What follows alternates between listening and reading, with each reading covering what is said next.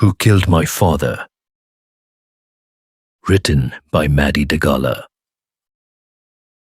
Chapter 7. The Lost.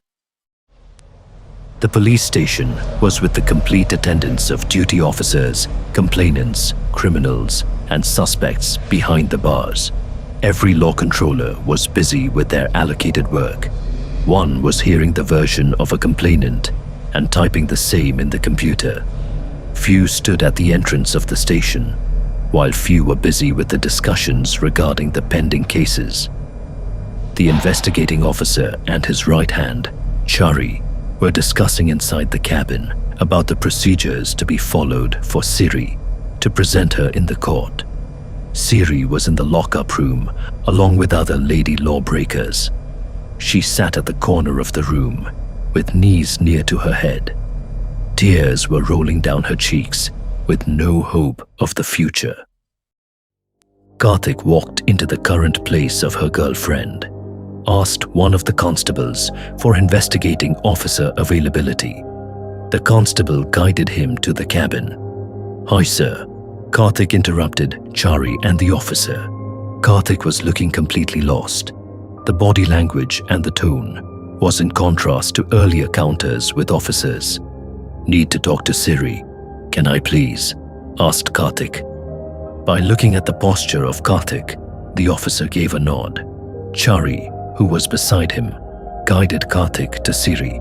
"Here it is." Chari showed Karthik the place of Siri and left for his regular workplace, which was opposite to the ladies' lockup room. "Siri," Karthik called for his love.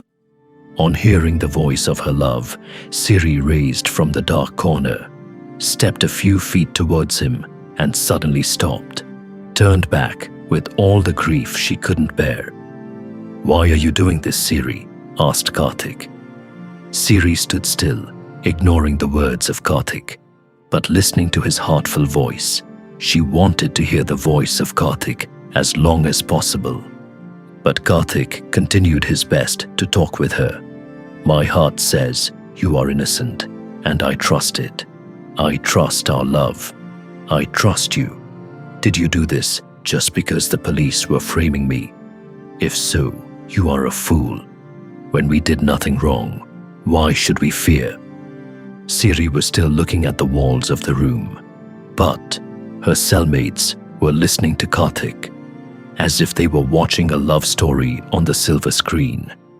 "I will appoint the best advocate in the country to fight for you.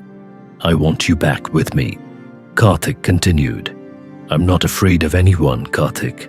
Whatever I said is true. I killed your father. I will confess the same in front of the judge.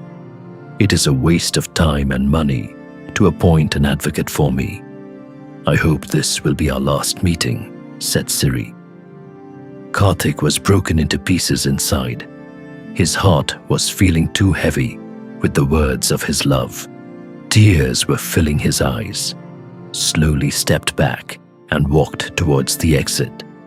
Siri turned back once she felt the absence of Karthik and continued the share of pain she gave to her love.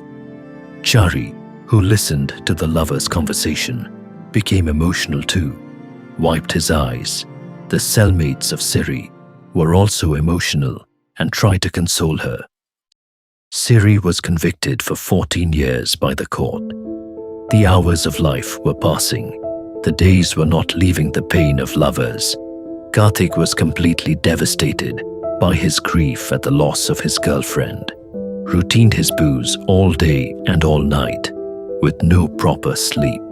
He preferred to be away from the world, avoiding his friends' calls and visits, recalling the memories he had with Siri and his father.